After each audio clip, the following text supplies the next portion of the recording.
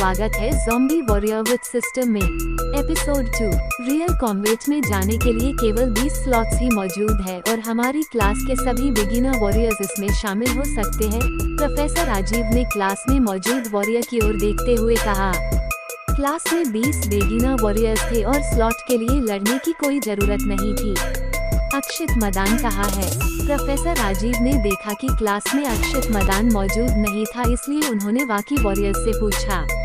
अक्षित मदान सी जिले में अपने हाथ की सर्जरी करवा रहा है। रेहान और अमोरा ने एक दूसरे के चेहरे को देखा, फिर प्रोफेसर राजीव को जवाब दिया। सर्जरी किया हुआ है उसके साथ। प्रोफेसर राजीव थोड़ा हैरान हो गए और उन्होंने उन दोनों से सवाल किया। ऋतिक और अक्षित के बीच कॉम्बैट फाइट हुई थी, जिसमें ऋतिक ने अक्षित को तब तक पीटा जब तक कि उसकी हड्डियां नहीं टूट गई। उसकी रीढ़ की हड्डी में दरारें भी आई है। रेहान ने अपने दांत पीसते हुए जवाब दिया। क्या तुम मजाक कर रहे हो रेहान? रेहान के बराबर में मौजूद लड़का जोर जोर से हंसने लगा और उसने रेहान से कहा। बाकी लोग भी हंसने लगे। ऋतिक अकादमी में सबसे लो लेवल का वॉरियर था और हर कोई उससे ज्यादा पावरफुल था। कोई इतना बेकार वॉरियर अक्षित मदान को इतनी बुरी तरह से कैसे पीट सकता है? इस पर किसी को भी यकीन नहीं हो रहा था। मैं कोई मजाक नहीं कर रहा, मैं सच कह रहा हूँ, रेहान ने कहा। उसे भी नहीं पता था कि ऋतिक के पास इतनी पावर कहाँ से आई और उसने एक ही बार में अक्षित की ऐसी हालत कर दी। तो इसका मतलब अक्षित मदान इस बार एरिया A20 नहीं जाएगा। प्रोफेसर राजीव ने कहा। प्रोफेसर राजीव, क्या मैं वहां जा सकता हूँ? तभी एक आवाज उस क्लासरूम में सुनाई दी। सभी की नजरें आवाज की दिशा की ओर चली गई। जब रेहान और अमोरा की नजरें दरवाजे पर गई थी तो उनकी आंखें फटी की फटी रह गई थी। दरवाजे पर ऋतिक खड़ा हुआ था, जो प्रोफेसर राजीव की ओर ही देख रहा था। तभी एक वॉरियर ऋतिक का मजाक बनाते हुए बोला, बच्चे, एरिया A20 काफी ज्यादा खतरनाक है। वहाँ लो और हाई दोनों रैंक्स के ज़ॉम्बीज मौजूद है। तुम अभी बिगिनर मार्शल आर्टिस्ट भी नहीं बने हो। तुम्हारा वहाँ जाना तुम्हारी जान को खतरे में डाल सकता है। सभी वॉरियर ऋतिक को ऐसे देखने लगे मानो किसी पागल को देख रहे हो। सभी को पता था कि ऋतिक कितना कमजोर था और फिर भी वो एरिया A20 जाने की बात कर रहा था। प्रोफेसर राजीव एन सभी को शांत करते हुए ऋतिक से कहा, ऋतिक, तुम अभी लो लेवल के वॉरियर हो। तुम्हें अभी थोड़ी और ट्रेनिंग की जरूरत है, इसलिए जल्दबाजी में कोई भी गलत कदम मत उठाओ। ऋतिक ने प्रोफेसर राजीव की बातों को इग्नोर कर दिया, फिर उस लड़के से बोला जिसने उसका मजाक बनाया था, अगर मैं तुम्हें कॉम्बैट में हरा दूं तो क्या मैं वहां जा सकता हूं? ऋतिक की बात सुनकर वो लड़का जिसका नाम अभिनव खन्ना था, वो गुस्से के साथ ऋतिक से बोला, तुम्हारा दिमाग तो खराब नहीं है लड़के? तुम मुझे हराओगे? इतनी हिम्मत तुम्हारे पास आती कहाँ से है? तुम अभी एक लो रैंक के वॉरियर हो और समझते क्या हो अपने आप को? ऋतिक ने उसकी बातों का कोई जवाब नहीं दिया और तुरंत अपनी सुपर आई स्किल कास्ट की। Abhinav Khanna, level beginner warrior, strength 52, physique 41, speed 37, overall combat strength 443। ये लड़का अक्षित मदान से थोड़ा कमजोर है। अगर मैं पावर अप स्ट्राइक का इस्तेमाल करूं तो इसे आसानी से हरा सकता हूं। ऋतिक अभी ये सोच ही रहा था कि तभी उसे अभिनव खन्ना की आवाज सुनाई दी। अगर तुम मरना ही चाहते हो तो ठीक है बच्चे, अगर तुम्हारी कोई हड्डी टूट जाए तो मुझे दोष मत देना। इतना कहते हुए अभिनव खन्ना हंसने लगा। उसकी बात सुनकर बाकी सब भी ऋतिक का मजाक बनाने लगे। रेहान और अमोरा दोनों थोड़ा हैरान थे। उन्होंने ऋतिक की पावर्स को देखा था, इसीलिए उन्हें अंदाजा नहीं था कि जीत किसकी होगी। प्रोफेसर राजीव ने अभिनव को समझाते हुए कहा, तुम एक बिगिनर वॉरियर हो। लेकिन इससे पहले कि वो अपनी बात पूरी कर पाते, अभिनव क्लासरूम से बाहर चला गया। अभिनव एक बिगिनर वॉरियर है। तुम उससे कॉम्बैट करोगे तो जरूर हार जाओगे। एक लड़का जिसका नाम जेम्स था, उसने ऋतिक को रोकते हुए उससे कहा। क्लास में केवल जेम्स ही ऋतिक को अपना दोस्त मानता था और उसकी काफी मदद करता था। ऋतिक ने उसे शांत करते हुए कहा, तुम मेरी चिंता मत करो, मैं उसे आसानी से हरा दूंगा।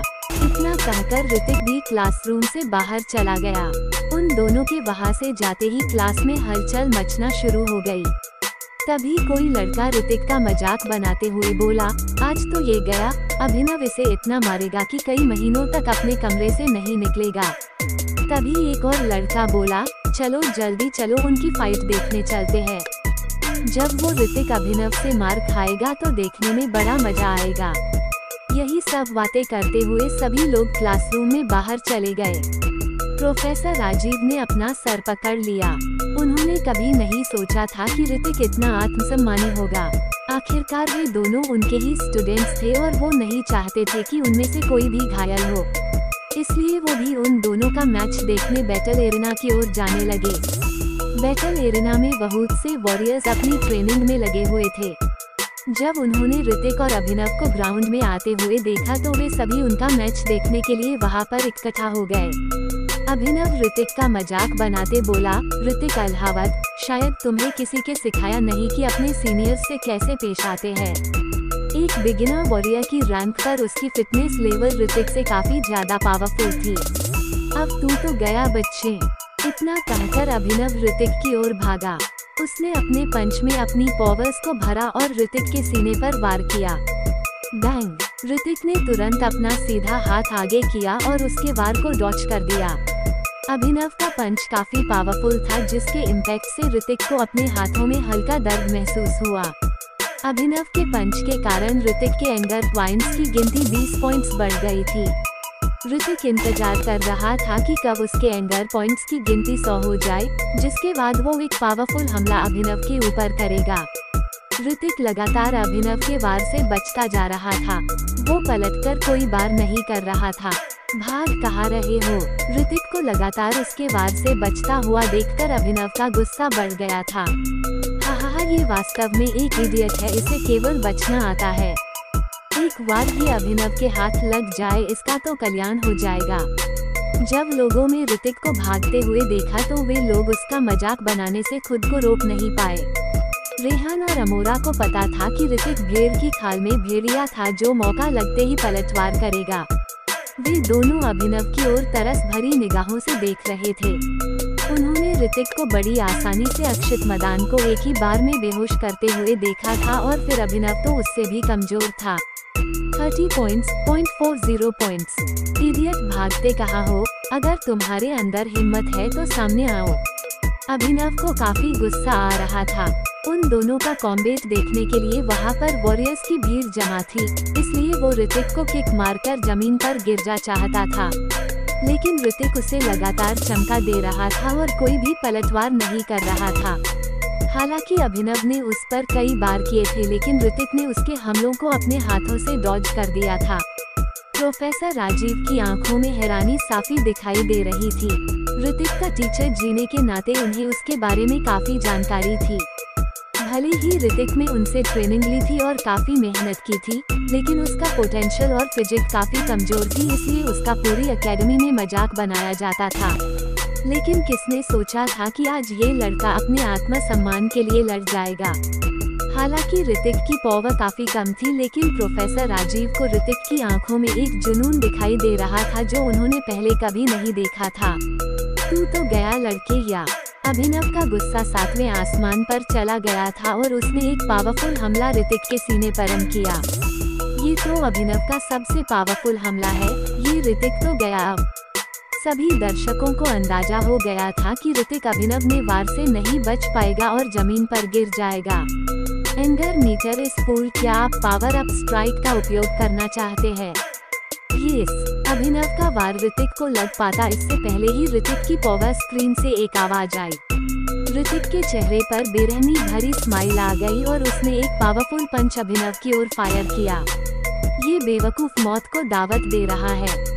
ये देखकर कि ऋतिक अभिनव के वार से बचने के बजाय उल्टा उस पर ही वार कर रहा था, कई लोग ऋतिक को मारा हुआ समझने लग गए थे। Oh my God! एक लड़की जोर से चिल्लाई और उसने तुरंत अपनी आंखें बंद कर ली। सभी को पता था कि अभिनव खन्ना एक बिगिनर वॉरियर था और उसका वो पंच ऋतिक की हड्डियां तोड़ने के लिए काफी था। एक धमाका हुआ और किसी की दर्दनाक चीख पूरे एरिना में गूंज गई। जिस पर दोनों पंच आपस में टकराए थे, अभिनव का हाथ पीछे मुड़ गया था और उसकी कई सारी हड्डियां टूट गई थी। पूरे एरिना में सन्नाटा छा गया था। सभी बस आंखें फाड़े ऋतिक की ओर ही देख रहे थे। किसी को भी अपनी आंखों पर यकीन नहीं हो रहा था। जो कुछ भी उन्होंने देखा था वो काफी अजीब था। जो लड़का एकेडमी के सबसे निचली रैंक पर था, उसने एक ही पंच में किसी बिगिनर वॉरियर को अरेना से बाहर फेंक दिया था। इम्पॉसिबल। अभिनव आने हाथ का दर्द भूल गया था और वो ऋतिक को हैरानी भरी निगाहों से देख रहा था। जल्दी से उसे हॉस्पिटल ले जाओ। हालांकि प्रोफेसर राजीव थोड़ा हैरान थे, लेकिन तभी उन्हें अपने पीछे जीने का फर्ज याद आया। अब से किसी ने भी मेरा मजाक बनाने की कोशिश की तो उसका अंजाम भी यही होगा। ऋतिक खड़ा हुआ और दहाड़ते हुए सभी वॉरियर्स से बोला, सो स्वीट, कितना स्मार्ट बंदा है। कुछ लड़कियों को लगा कि मानो उनका दिल तेजी से धड़क रहा था जब ऋतिक का वो मूव देखा था। ऋतिक पहले से ही काफी हैंडसम था और पढ़ाई में भी काफी अच्छा था, लेकिन उसका कमजोर शरीर होने के कारण उसे मार्शल आर्टिस्ट बनने का मौका नहीं मिला था। इसके अलावा हर कोई उसका मजाक बनाता था। लीना जैसा लग रहा था मानो उसका पुनर्जन्म हुआ हो। कई लड़कियां जब ऋतिक की ओर देखती तो उनके दिलों में अजीब से एहसास बहने लग जाते। प्रोफेसर राजीव, क्या मैं अब एरिया A20 जाने के योग्य हूँ? ऋतिक पास में आया और प्रोफेसर राजीव से पूछा। हालांकि एरिया A20 में ज़ॉम्बीज़ और मॉन्स्टर्स मौजूद थे, लेकिन अगर वो वहां जाता है तो वो उन मॉन्स्टर्स को मार सकता था और कई सारे पोटेंशियल पॉइंट हासिल कर सकता था। उसके पास एक सिस्टम था जिसकी मदद से वो आसानी से उन ज़ॉम्बीज़ से भी निपट सकता था। हाँ, तुम जा सकते हो। प्रोफेसर राजीव ने उसका कंधा थपथपाया और काफी सोचने के बाद उसे जवाब दिया। प्रोफेसर राजीव को एहसास हुआ कि वो ऋतिक की पावर्स को देख नहीं पा रहे थे। ऋतिक की पावर्स एक रियल मार्शल आर्टिस्ट तक पहुंच गई थी, लेकिन ऋतिक एक ऐसा इंसान था जो अभी तक entry grade martial artist level तक भी नहीं पहुंच पाया था। क्या ये कोई पावरफुल पंच तकनीक का इस्तेमाल कर रहा है जिसमें एक पल में ही उसकी पावर्स को बढ़ा दिया? इम्पॉसिबल। ये हो ही नहीं सकता। अभी इसका शरीर इतना पावरफुल नहीं है कि वो ऐसी तकनीकों को झेल सके। प्रोफेसर राजीव ने मन ही मन सोचा और फिर वहां से चले गए। ऋतिक के हाथों अभिनव को हराए जाने की खबर जंगल में लगी आज की यार पूरी एकेडमी में फैल गई थी। हालांकि अभिनव खन्ना केवल एक बिगिनर वॉरियर था, लेकिन उसमें कोई कमी नहीं थी और वो एकेडमी का कोई लो लेवल का वॉरियर नहीं था। लेकिन हैरानी वाली बात ये थी कि ऋतिक एक लो लेवल का वॉरियर था, लेकिन फिर भी उसने अभिनव खन्ना को आसानी से हरा दिया। लोगों ने थोड़ी और जांच पड़ताल की तो उन्हें पता चला कि ऋतिक ने अक्षत मदान को केवल एक ही बार में बेहोश कर दिया था। रेहान और अमोरा की हिम्मत नहीं हो रही थी वापस से अपने रूम में जाने की। उन्हें डर था कि ऋतिक उनका भी वही हाल ना कर दे जो उसने अक्षत और अभिनव का किया था। ऋतिक ने अपने कमरे में आकर थोड़ी दवाई खाई। हालांकि वो पूरे बैटल में अभिनव के हमलों से बचे जा रहा था, लेकिन फिर भी कुछ घाव तो उसके शरीर पर भी आए थे। तो आगे क्या होगा जाने के लिए सुनते रहेगा zombie warrior with system only on listener YouTube channel पर।